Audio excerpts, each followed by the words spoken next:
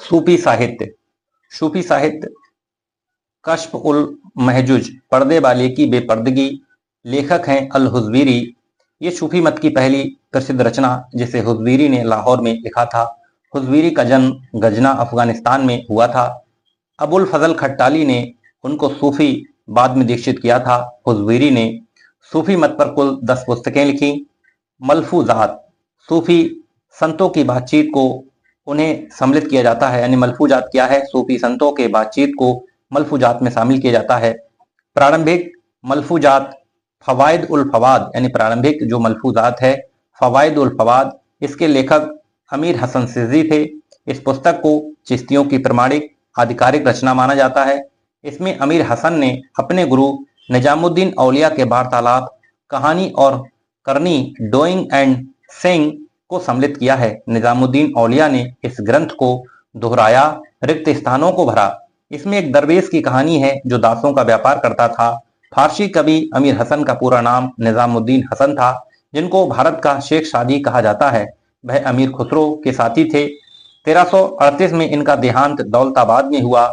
उनके पुत्र सूफी फरीदुद्दीन महमूद के उपदेशों का संकलन सुरूर उस सुदूर में किया गया है। दूसरा है मोहम्मद बिन तुगलक के शासनकाल में शेख हमीदुद्दीन नागौरी के संवादों का संकलन उनके पौत्र सरूर सुदूर ने किया। तीसरा है सैयद जलालुद्दीन बुखारी मखदूमे जहानिया के संवादों का संकलन मखदूम जादा ने सिराजुल हिदाया में किया, यानी सैयद जलालुद्दीन बुखारी मखदूमे जहानिया के संवादों का संकलन मखदूम जादा ने सिराजुल हिदाया में किया। खैरुल मजलिस के लेखक हमीद कलंदर, इन्होंने इस पुस्तक में नासरुद्दीन चिराग दहलवी के वार्तालाप संकलन फिरोज तुगलक के शासनकाल में किया, यानी खैरुल मजलिस के लेखक हमीद कलंदर, इन्होंने इस पुस्तक में नासरुद्दीन चिराग दहलवी के वार्तालाप का संकलन फिरोज तुगलक के शासनकाल में किया। ज़बाम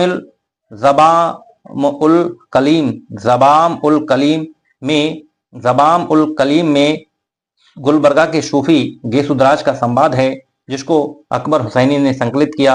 मकतूबात, सूफी संतों द्वारा अपने अनुयायियों एवं सहयोगियों के लिए लिखे गए पत्रों का संकलन मकतूबात कहलाता है। नक्शबंदी, शेख अहमद सरहिंदी के पत्रों का संकलन मकतूबात ए रब्बानी है। तज़किरा सूफी संतों की जीवनियां स्मरण तज़किरा के अंतर्गत आते हैं। पहला सूफी तज़किरा मीर खुर्द किरमानी की सियार उल औलिया। सबसे प्रसिद्ध तज़किरा अब्दुल हक मुहद्दिस देलवी की अखबार उल अखयार। अब्दुल हक ने इस पुस्तक की रचना अकबर जहांगीर के काल में की थी। इसमें सूफी संतों की जीवनियां दी गई हैं। सूफी साहित्य और लेखक मंतिक़ुत्तैर ताज़किरातुल औलिया के लेखक हैं फरीदुद्दीन अत्तार। खैरुल मजलिस के लेखक हैं हमीद कलंदर। इस पुस्तक में नासरुद्दीन चिराग दहलवी के वार्तालाप हैं, जिनका संकलन फिरोज तुगलक के शासनकाल में हुआ। अगला है सियार उल औलिया के लेखक हैं अमीर खुर्द। इनका मूल नाम सैयद मोहम्मद बिन किरमानी था। योग कलंदर के लेखक हैं सैयद मुर्तजा। सियार उल आफरीन जलालुद्दीन जमाली कनबहो। तौहीद ए बजूदी नासरुद्दीन चिराग दहलवी। फुसूम अल हिकाम फुतहाते मक्किया इब्न अरबी। इंसान ए कामिल अब्दुल करीम जिली। अस्म उल असरार खतायरुल कुद्दस ख्वाजा गेसुदराज। अबारिफुल मारिफ सहाबुद्दीन शोहरावर्दी। किताब उल तबाशीन मंसूर अल हल्लाज। इल्म उल किताब मीर दर्द। लबाए तबाल उशम्स शेख हमीदुद्दीन। सियार ए मोहम्मदी मोहम्मद अल शमानी। इसमें गेसुदराज के जीवन चरित्र का उल्लेख है। मकसदुल अक्शा अजीज इब्न मोहम्मद नाइसी। इसके बाद आती हैं सूफी महिलाएं। बसरा की रबिया 8वीं सदी की पहली सूफी महिला रबिया अपनी विद्वता हाजिर दवाली के जवाबी के लिए प्रसिद्ध थीं। इन्होंने महिलाओं के 3 गुण बताए हैं। सभी महान पुरुषों को औरतों ने जन्म दिया, पाला पोषा है। भारत की सूफी महिलाओं में बीबी जुलेखा निजामुद्दीन औलिया की माँ, बीबी जमाल मुइनुद्दीन चिश्ती की पुत्री, बीबी करसूम बाबा फरीद की माँ, बीबी सारा प्रमुख हैं। बीबी सारा ने चमत्कारिक शक्तियां थी। एक बार दिल्ली में सूखा पड़ा तो इनके चमत्कार से वर्षा हुई। फकीरा जहां आरा बेगम मखवी ने चिश्ती संतों के सम्मान में म्यूनिस अल अरवाह की रचना की। जहां आरा ने सहबिया शीर्षक से मुल्ला शाह का जीवन वृतांत लिखा। जहां आरा बेगम एकमात्र मुगल महिला सूफी थी। सूफी सिद्धांत सूफी सिद्धांत वहदत उल वजूद या तौहीद ए वजूदी वहदत उल वजूद तौहीद ए वजूदी अस्तित्व की एकता या परम तत्व की एकता सर्वेश्वरवादी सिद्धांत था। यानी वहदत उल वजूद तौहीद ए वजूदी अस्तित्व की एकता या परम तत्व की एकता सर्वेश्वरवादी सिद्धांत था, जिसके प्रतिपादक स्पेनी सूफी इब्ने अरबी थे। इब्ने अरबी की उपाधि शेख ए अकबर महामहिम शेख थी। अकबर इसी विचारधारा का समर्थक था। अनहलक अनहलक इस सिद्धांत के प्रतिपादक मंसूर अल हल्लाज 10वीं सदी थे।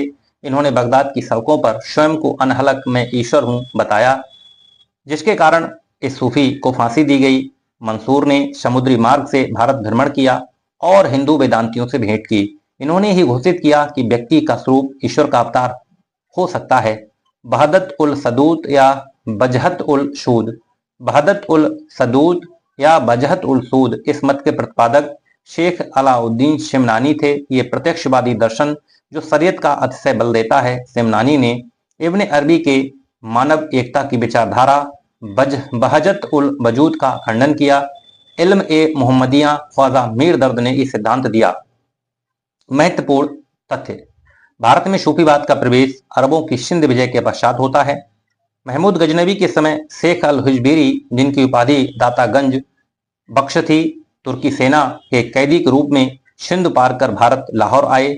लाहौर में इनके दरगाह का दाता दरबार कहा जाता है। पीर सदरुद्दीन भारत में खोज संप्रदाय का प्रचार किया। भारत में सबसे पहले बसने वाले चिश्ती सूफी सखी सरवर थे। सूफी सिलसिले सूफी सैयद जहांगीर सिमनानी ने अबुल फजल ने 14 यानी सूफी सैयद जहांगीर सिमनानी और अबुल फजल ने 14 सूफी सिलसिलों का उल्लेख किया है। महत्वपूर्ण है, इनमें से किसी भी सिलसिले का जन्म भारत में नहीं हुआ। कादरी नक्शबंदी सिलसिलों को प्रतिक्रियावादी सिलसिले के अंतर्गत शामिल किया जाता है।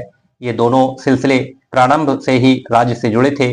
सूफी सिलसिलों का विभाजन 2 श्रेणियों में किया जा सकता है। पहला है बाशरा, ये शरीयत की प्रधानता स्वीकार करते थे। इसमें वजूदिया और शहूदिया प्रमुख थे। बेसरा, ये शरीयत के आदेशों की अनदेखी करते थे। मलंग, कलंदर, मदारी, हैदरी, सदा सुहागन प्रमुख थे। भारत में अधिकांश सूफी उलेमा वर्ग से आए थे, हालांकि इसके अपवाद थे, जैसे नासरुद्दीन चिरागे देहलवी। चिश्ती संत सूफी थे। इनके पिता पश्मीना सालों के व्यापारी थे। शाहदौला दरियाई कादरी सिलसिले के संत थे। शाहदौला गुजरात के राज परिवार से संबंधित थे।